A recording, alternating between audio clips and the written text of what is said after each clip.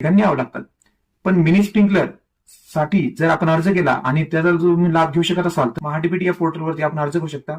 Mini sprinkler जे आहे ही mini sprinkler आपण 1 एकरामध्ये जर लावायचं म्हटलं तर आपण त्यासाठी 8x8 मीटर किंवा 10x10 मीटर हे अंतर आहे.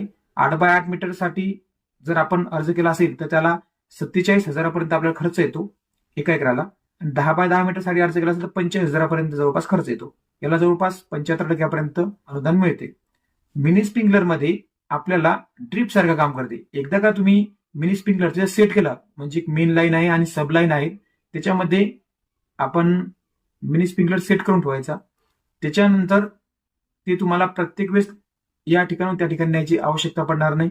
एकदा का तुम्ही ते स्ट्रक्चर 1 एकरामध्ये पूर्ण लावून दिलं तुमच्या 1 एकराला ऍट ए टाइम पाणी दिल्या जाते. एक सारखं प्रमाणात पाणी पिकाला मिळते.